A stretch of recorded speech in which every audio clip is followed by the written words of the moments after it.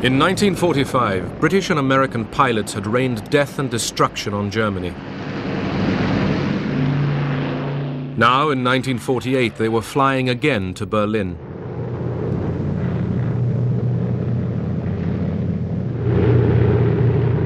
This time, they were keeping the city alive.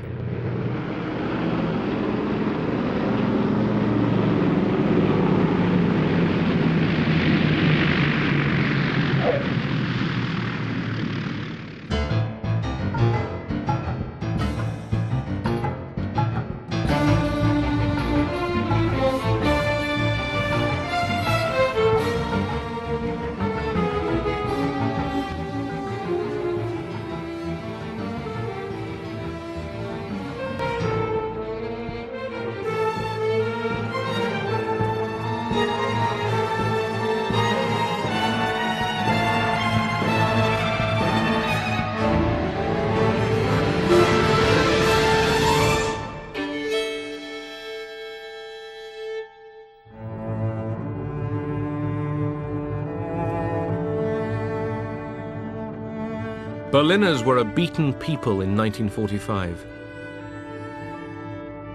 Their fate was in the hands of the Russians, Americans, British and French, their conquerors. Germany was divided into 4 occupation zones: Soviet, American, British and French. 3.5 million Berliners lived in a city 110 miles behind the Russian lines. Berlin was linked to the west by a highway and a railway which ran through the Soviet zone. The city itself was divided into 4 sectors: Soviet, American, British and French. Я вам рассказывал, потому что именно в Берлине и в самой Германии Berlin and Germany were the only places where the two sides came into contact. That is, Soviet troops and troops from the Allied countries. Граница и в Берлине тоже. В других местах мы нигде не имели прямого. In other places, we didn't have direct contact between our two armed forces. Это была одна из причин того. That was one of the reasons why Berlin became a battlefield for the Cold War. Вот этой холодной войны. Berliners had lived a precarious existence for years. Food was at near starvation levels, and currency was worthless. The black market was king. Man tauschte also, und das, was man auf Bezug We bartered everything. Ich will mal sagen, wer nicht raucht. A non-smoker who got cigarettes with his ration cards would gladly take them, because he could barter them for something more useful. Naturally, we all did it. Cigarettes were our currency. The black market was the only thing that kept us alive. British Foreign Secretary Ernest Bevin had a plan for Germany. He didn't like the Germans, but believed that European recovery depended on them.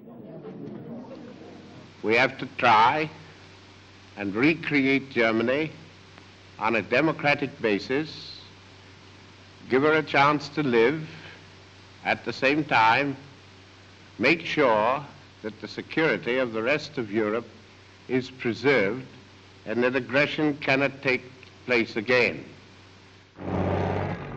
Soviet military maneuvers near Berlin.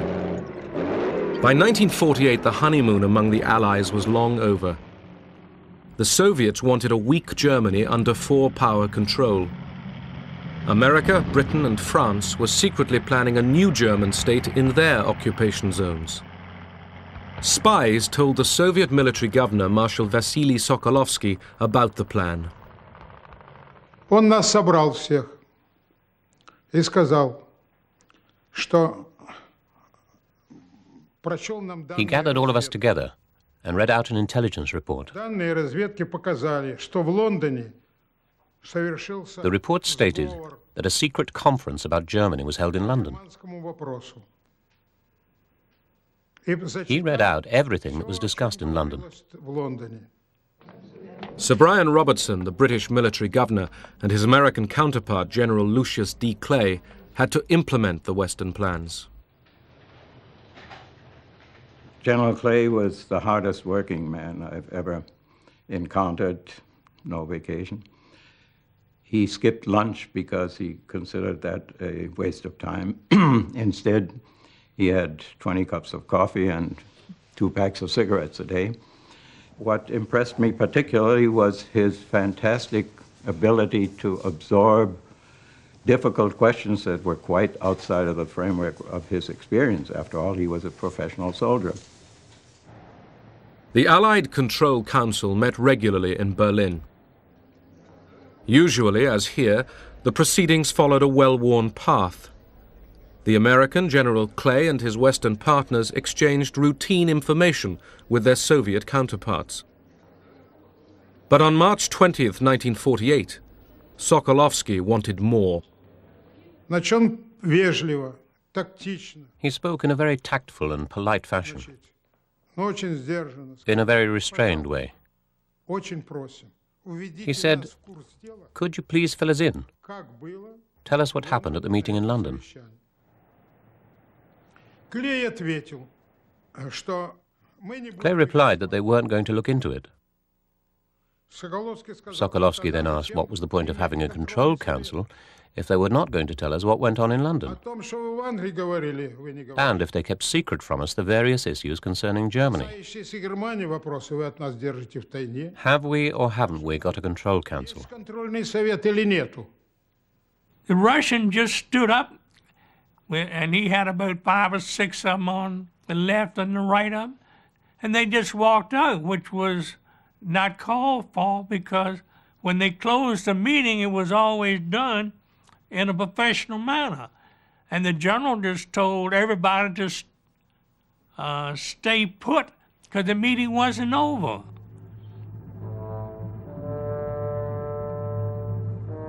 The former Allies provoked each other. The West had no intention of budging from Berlin, but knew the Soviets wanted them out. They feared Stalin might risk war to achieve it.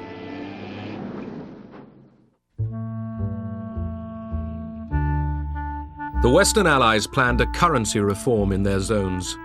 It would wipe out black market profiteers by making old currency valueless, and it would tie Germans to the West. The Russians weren't told.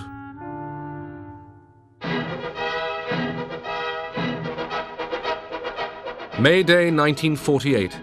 In the Soviet zone, Stalin had merged the Socialist and Communist parties. The new grouping, the Socialist Unity Party, was out in strength. There was even a sideswipe at Winston Churchill. For the demonstrators, the real target was the city council, the Magistrat, which wanted to run all Berlin on Western lines. The majority of the Berlin City Council, supported by the Social Democrats and the Christian Democrats, believed that with currency reform there would be an immediate upturn in the economy. In particular, there would be increased investment by entrepreneurs.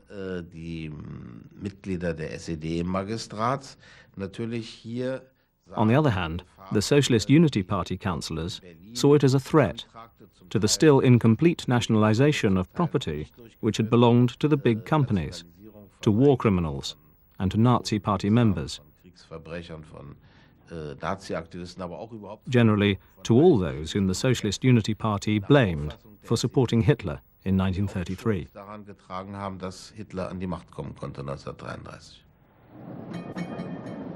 The stage was set for confrontation between the Socialist Unity Party and their pro-Western opponents.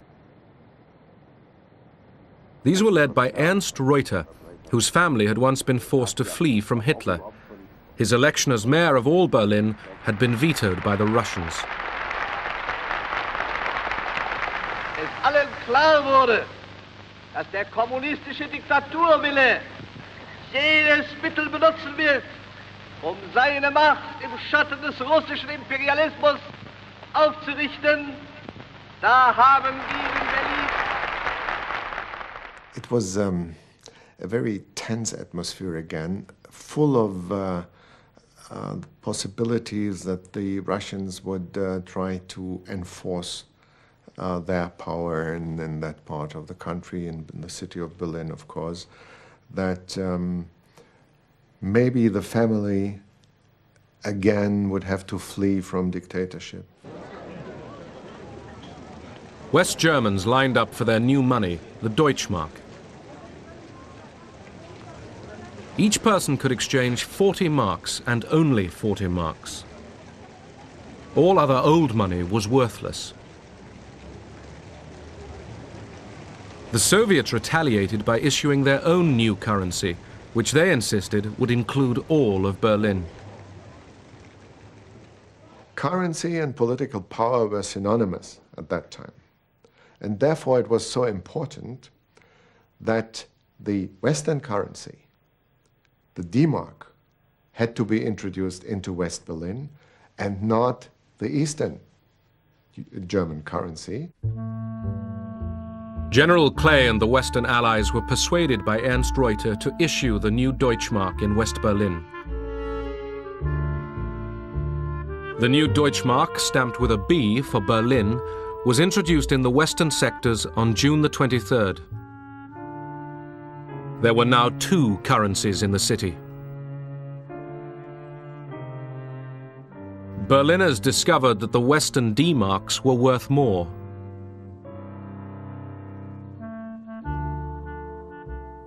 Many people from the West frequently traveled to the East and of course bought up what they could. East marks and West marks, if you can call them that, were usually 1 to 7 or 1 to 5. That is, we got 7 or 5 East German marks for 1 West mark. And as we found out later, it was a sellout, at least around Berlin. The introduction of the new Western currency in Berlin infuriated the Soviets, who debated what to do next. Sokolovsky picked up the special phone and rang Molotov.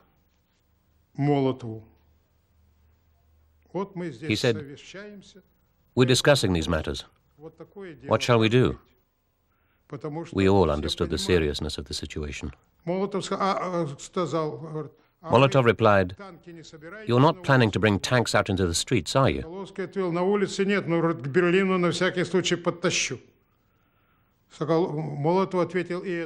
Sokolovsky said, "No, not in the streets, but I'll move them closer to Berlin."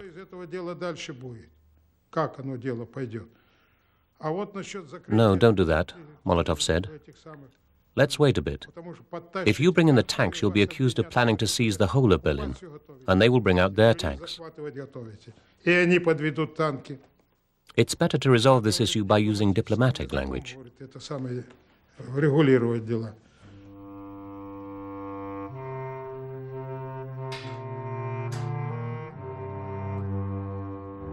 The Soviets blocked all major road, rail and canal links between West Berlin and Western Germany. They made no concerted effort to seal every route, but delivery of the 12,000 tons of food and coal normally supplied by the West to Berlin every day was now impossible. The Soviets cut electricity supplies to factories and offices.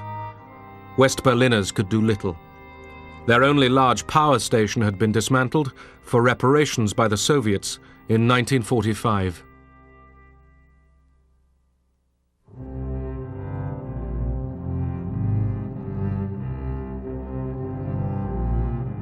The Western Allies imposed a counter-blockade on the Soviet zone. Workers throughout the whole of Berlin faced unemployment and hardship. First of all, it was a terrible shock. Wherever you went, everyone asked, "Oh my God, what will happen to us now?"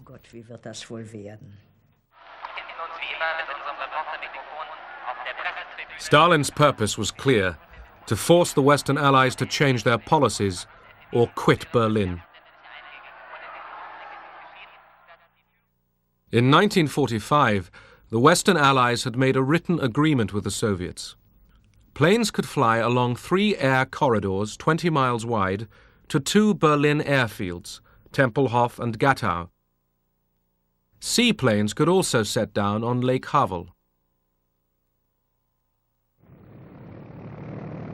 The British responded to the challenge. They planned an airlift. Foreign Secretary Bevin put his weight behind the idea.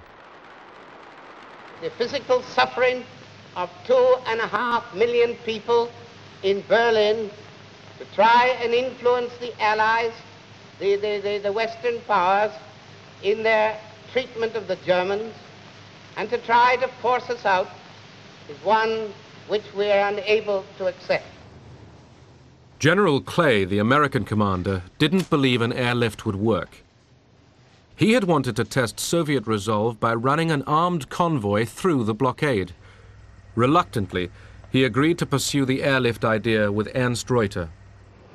Clay had said that this would mean extreme hardship and how little we could bring in at first. And he asked Reuter point blank, do you think the Berliners will be able to take it? Reuter quietly replied, you take care of the airlift, I'll take care of the Berliners. And Clay said that was good enough. He called up General LeMay and said, General, we're going to haul coal into Berlin. Coal? General LeMay said. He said, yeah, we're going to keep this city alive. The Berlin airlift began at the end of June. The Americans called it Operation Victuals. The British, Plain Fare. The airlift had to deliver 2,000 tons of supplies a day. Without it, West Berliners couldn't survive. They had coal for only 45 days and food for only 36.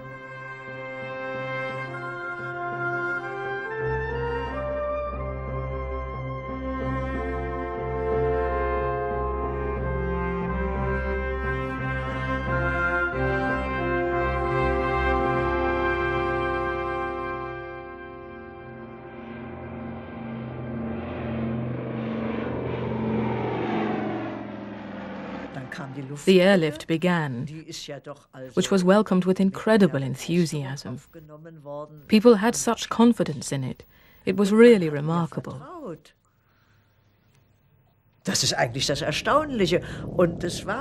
People thought, why shouldn't it work? They dropped so many bombs on Berlin. They should be able to drop potatoes. Bomben mir abgeworfen, da werden sie doch auch Kartoffeln abwerfen können.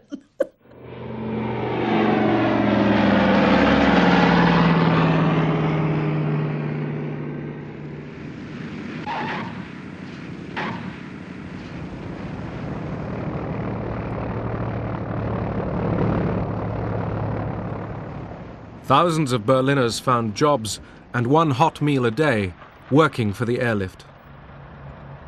We were divided into work gangs, supervised by an American overseer. Each gang was ordered one by one to the planes as they came in.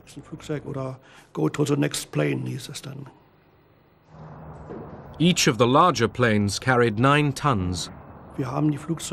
We could unload each plane in roughly 7 minutes. That was 9 short tons of coal.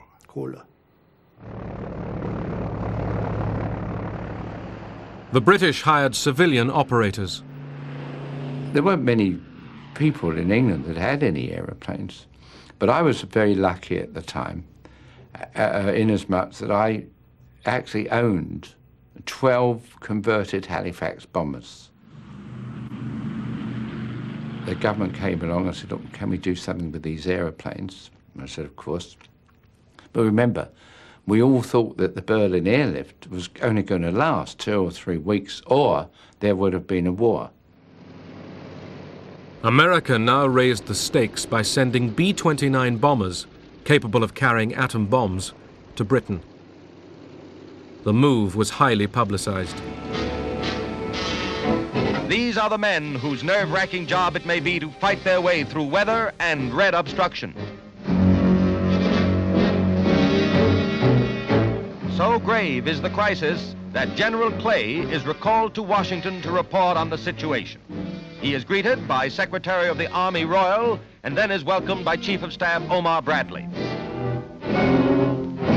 On his shoulders may rest the responsibility for peace or war, and the Commander-in-Chief at the White House awaits his appraisal of the most explosive situation yet in the struggle between East and West. Clay argued once again that he be allowed to confront the Soviets with an armed convoy. Now, if the Soviets stepped aside and the convoy went through, then peace would continue. If they chose not to let the convoy through, then it meant war. It was just that simple. And last thing in the world President Truman wanted to do was see our country get into another great war. We just come out of one. So, no armed convoy, but more planes for the airlift. Since I have been in Washington, I have been assured of an additional supply of C-54s, which carry 10 tons, to replace the C-47s. And this will enable us to build our airlift up to 4,500 tons a day. This tonnage will enable us to maintain Berlin indefinitely while we try to find a peaceful solution to the Berlin problem. In August, Stalin visited an air show near Moscow. He was confident that the Soviet blockade of Berlin's western sectors would be enough to force the Allies back to the negotiation table. But time wasn't necessarily on his side. The West's counter-blockade of coal, steel, and machine tools was beginning to bite.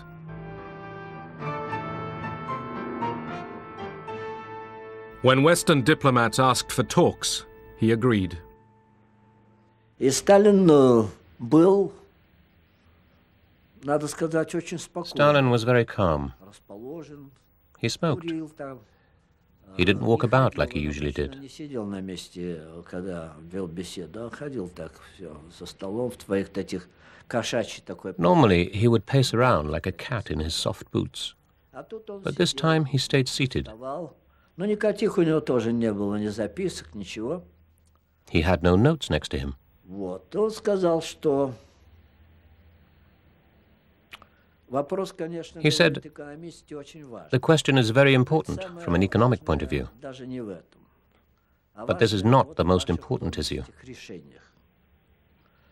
Вот мы What is more important are the decisions you have taken in London. отменены или же We insist that you should revoke these decisions, or at least postpone their implementation until we get together again to discuss the question of Germany. не обсудим германский вопрос. He saw that Germany was going to be divided, with a strong Western Germany, supported by America in the West, and anyway being 3/4 of the total part of Germany, which would become an independent country, and he wanted to stop that. In Berlin, the Western Allies and the Soviets returned to the negotiating table. The Russians demanded the withdrawal of the Western Deutschmark from the city. They also applied pressure in the air corridors. There's plenty of provocation. They used to carry out aerial maneuvers in the corridor or right alongside it. They'd be above you because we had a maximum altitude. And they go off firing military equipment, being buzzed and all that sort of thing. We come up and if a yak would come head on with you, right nose to nose, and the last minute would peel off, or come up behind you so you couldn't see him and then come up over the wing. But they didn't shoot.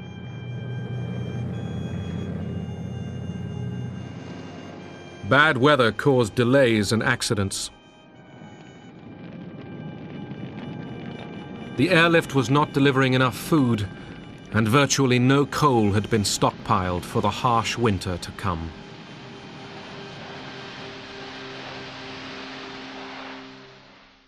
Mein Berlin, du kannst nicht untergehen. Du wirst genauso schön wie einst erstehen. Wenn die Lichter wieder schauen Sie, dann ist Berlin wie ein so schön. Berliners knew they were living on the edge. Electricity came on for only 4 hours a day. Es gibt kaum eine Stadt, die solchen Lebenswillen hat, drum kann Berlin nie untergehen. Wir haben dann teilweise We did the washing at night. Because I had a small baby, I had to boil the nappies and do the cooking. Windeln abgekocht und so weiter. If we didn't have an electric iron, then we'd go to a neighbour and do the ironing together. It's always the same in bad times. People stick together through thick and thin. The Soviet blockade didn't prevent West Berliners from moving about freely within the city. The eastern sector behind the Brandenburg Gate could be very enticing. I often went across into East Berlin. If you wanted to go out, you had to go into the eastern sector. There were dance halls, there was music, there was electric lighting. The rooms were heated and normal peacetime conditions prevailed.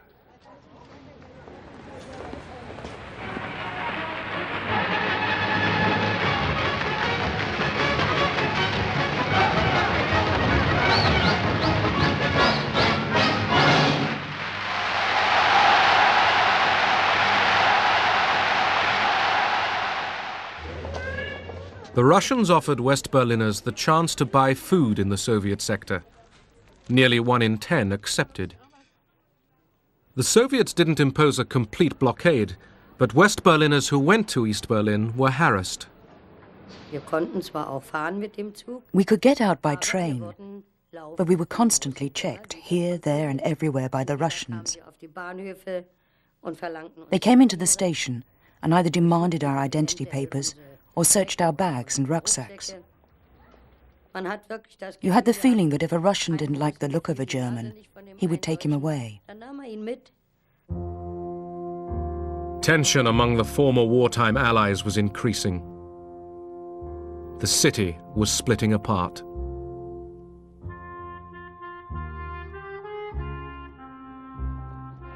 On September the 6th, communist-led activists converged on a full meeting of the city council in East Berlin.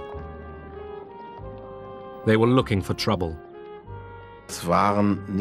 These were not spontaneous outbursts from the people. They were, on the contrary, demonstrations, which party members and sympathizers had been ordered to attend. Their aim was to break up the old city council.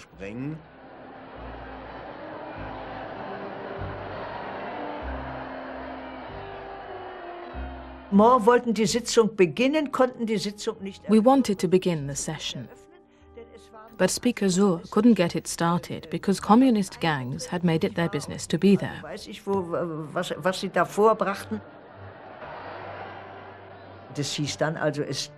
Word got around.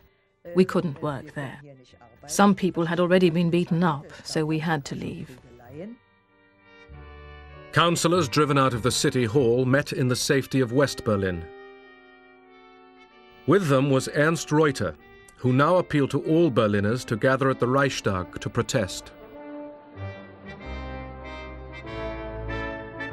RIAS, radio in the American sector, spread the news.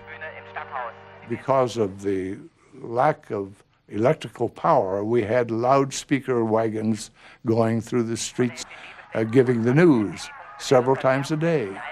They had a fine actor make a tape. Berliner und Berliner, Ihre Stadt ist in Gefahr, your city is in danger. The people came. Hundreds of thousands of them came. Das war eine Atmosphäre des Zusammenhalts. This was a show of unity by the people of Berlin. There was nothing else in our heads but the thought, we stand united. We are against the Russians and we support the Western Allies. Halten wir zusammen. Nearly 300,000 Berliners, many from the east, assembled at the Reichstag. The the view of the Berlin politicians, there was a possibility that the Western Allies might be ready to come to a compromise with the Russians, which would be a detrimental compromise for Germany. They rallied that meeting to demonstrate that the population of Berlin was decided to stand for their freedom and for democracy.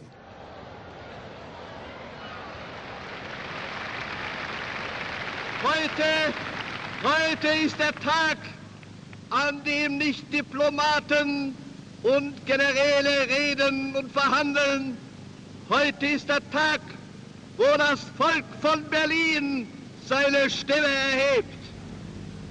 Ihr Völker in Amerika, in England, in Frankreich, in Italien, schaut auf diese Stadt und erkennt, dass ihr diese Stadt und dieses Volk nicht preisgeben dürft, nicht preisgeben könnt.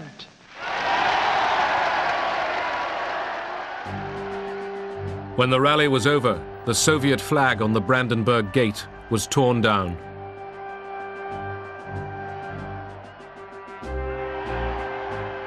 East Sector police and Soviet soldiers opened fire.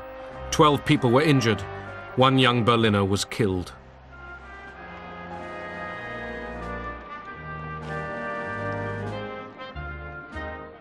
And the day was not yet over. A delegation went to the Allied Control Council, where they feared a deal with Stalin to withdraw the Western D-Mark from Berlin was being hatched. The Allies got the message. The D-Mark stayed. Rhine-Main field was busier than ever this week as airlift traffic was suddenly bolstered by fresh squadrons. Here a group of valiant young pilots talk over the day's operations. Mensch, bei dem Wetter willst du starten? Na klar, Mensch, die Berliner warten auf mir. The blockade and the airlift went on. We flew everything. I mean, medical supplies, newsprint, but the coal was the biggest thing, and it was the biggest problem, too. The coal dust would seep in the floors and the control cables, make it difficult to control the airplane. So we flew with our escape hatches out in the back to suck out the dust. Big Easy 6-4, I have you in contact over the Tempelhof range. If you'll pick up a heading now to get you over the Planter Beacon, coming down very nicely. Now you're starting to go a little bit above your glide path. Every 45 seconds, airplanes from the west came over Kleinmachnow, over the High Party Academy, in order to land in Tempelhof. 268 degrees. You are now 1.5 miles from touchdown. You're approaching the trees and buildings. You're now on course, and you're now on your glide path. Very nice. We were sitting around, the teachers of the history department and of others. I said, the Americans understand historical materialism better than we. And so we're looking at historical materialism better than we. Yeah, they understand that you have to have a basis of food and help before you can begin party education. The Americans understand historical materialism.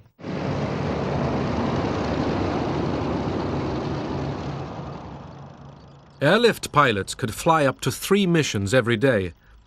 An American pilot brought his own 8mm movie camera. I went back to Berlin to get this picture. Inside the barbed wire, kids came up on the other side of the barbed wire, looked at me in the uniform, came up and started talking to me. How many sacks of flour you got? You know, how's it going to be tomorrow? They got off the subject of flour very quickly, on the subject of freedom. They said, look, he said, someday we'll have enough to eat. Just give us a little. Just don't give up on us when the weather gets bad. We'll have enough. But if we lose our freedom, we may never get it back. And these kids were 8 to 14 years old. They blew my mind with their maturity and understanding of what was important. Halvorsen promised the children that he would return with chewing gum and chocolate dropped from tiny parachutes. Es war erstaunlich, was die alles mit ihren Flugzeugen hergebracht haben. It was amazing all the things they brought over in their planes. Das heißt, der eine Junge, der war dann auch hier, die mit diesen... I still remember my youngest boy was there. hatten dann kleine, wie kleine... When American soldiers dropped little parachutes with sweets, chewing gum and chocolate. Bisschen Schokolade, sowas.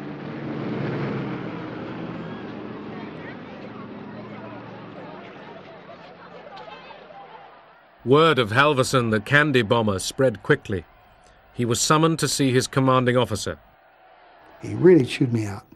And then he reached into the counter, pulled out a newspaper, and there on the front page was an airplane with parachutes coming out of it. He says, you almost hit a German newspaper man in the head with a candy bar in Berlin yesterday. And he's got this story all over the world. He says the general read it and called me to find out what was going on. I didn't know anything about it. I'll never get promoted. Why didn't you tell me? I said, I didn't think you'd approve it, sir. He says, you're right, but the general thinks it's a good idea. Keep doing it. For both East and West, radio was an important weapon in the propaganda war. Es spricht Roman Kwalek. Radio in the American sector, RIAS, was run by William Heimlich. I introduced American broadcasting techniques on the theory that if the audience isn't there, you can't convince them of anything. So my number one priority was get people to listen. How do you get people to listen? You give them good, entertaining programs, solid news that they could depend upon. Trotz ungünstiger Witterung und niedriger Wolkendecke vollzog sich auch heute der Lufttransportverkehr nach Berlin planmäßig. Am frühen Nachmittag trafen die ersten Skymaster-Maschinen mit je 8 Tonnen Steinkohle an Bord in Tempelhof ein. A young Berlin dancer called Christina Olsen became a popular RIAS performer, and later Mrs. Heimlich. I read the headlines, and then I would make fun of whatever the Russians or East Germans did. Das versteh ich nicht, dazu bin ich noch zu klein. Doch die Russen, die müssten doch das eigentlich verstehen. Which means I'm too little to understand all these happenings, but the public could certainly get it. And it became a very famous slogan in Berlin, and so I became the voice of Berlin. Werden Sie am Sonntag wählen? Ja, ja. Und Sie? Selbstverständlich. Aber natürlich werde ich wählen. Darf ich Sie auch noch schnell fragen, ob Sie am Sonntag wählen Aber werden? selbstverständlich werden wir wählen.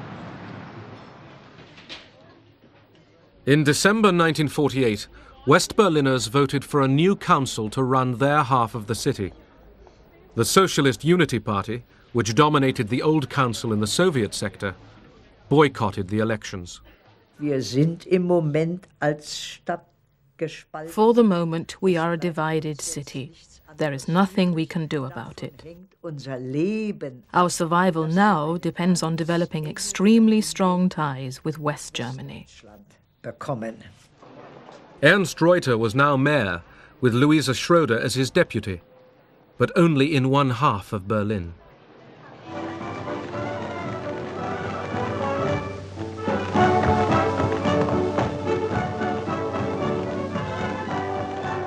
For the American garrison in Berlin and for General Clay, Christmas entertainment was provided by Bob Hope and by the great Tin Pan Alley composer Irving Berlin. You know, you've got the name wrong. It's Irving Jones. Irving Jones? Yes, I changed it. Anything over here named Berlin, they cut up into sectors.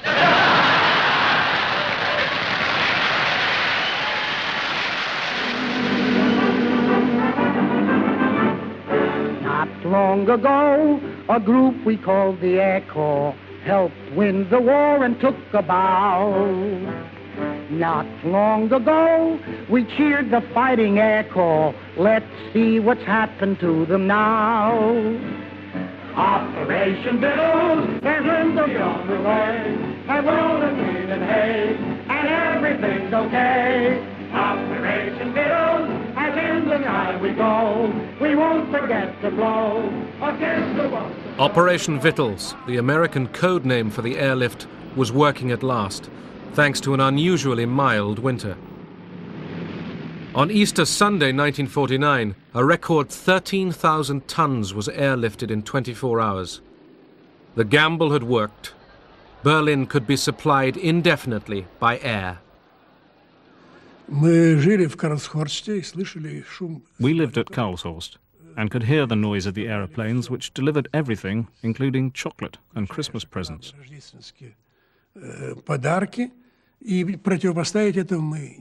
We couldn't match it. We were poor, and the West was rich. And of course, this crazy blockade was bound to fail.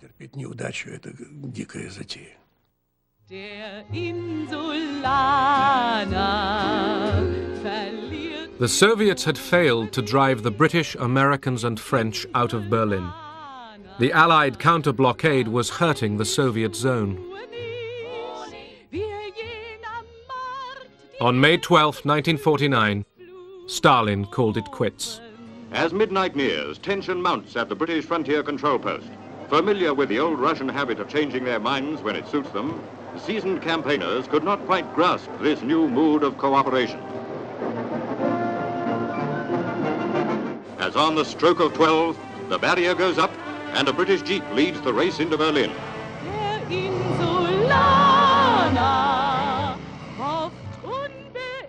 Many people thought the ending of the Berlin blockade meant an end to the Cold War.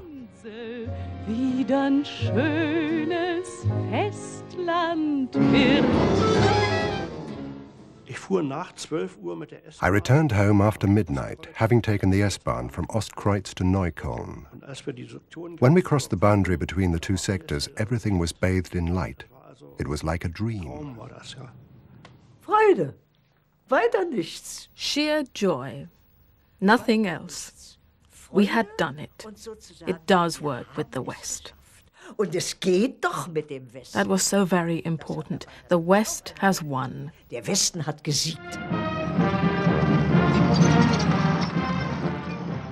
It was General Clay's time to go back home.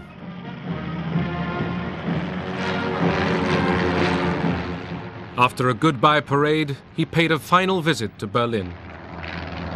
So then he asked me to go with him to the final farewell ceremony at City Hall, and Adenauer and all the top German officials had been flown in. That was a very impressive farewell ceremony, and as so often, nobody had thought of providing a separate microphone for the interpreter. This happened to me time and again, which meant I had to lean over practically cheek to General Clay to speak into the microphones. And in the strong light, I could see that there were tears in his eyes. I shall not use the English word goodbye, but rather try to say to you, auf Wiedersehen.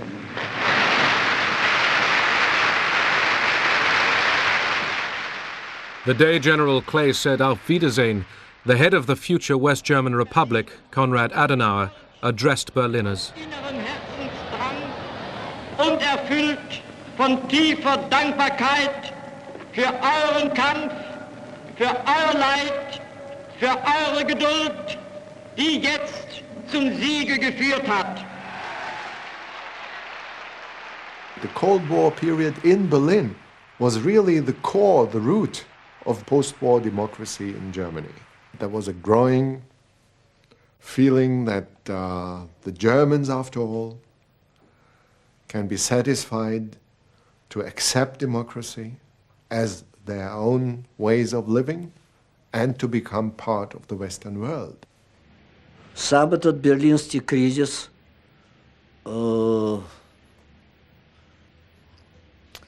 привел, конечно. The Berlin crisis, on reflection, resulted in a division of Europe. The government in West Germany was created, and 2 weeks later, on our side, the German Democratic Republic was born.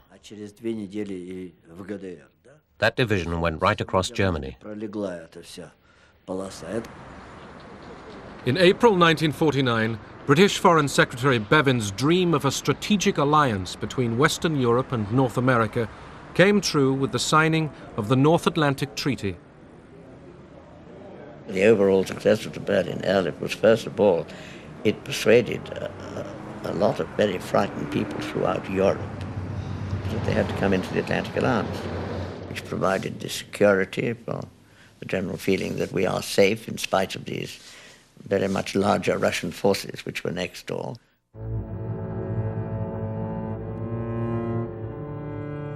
August 29, 1949, the Soviets detonated their first atomic bomb. The American nuclear monopoly was over. The world was now split down the middle by two competing superpowers. At its heart lay a divided Germany and a divided Berlin.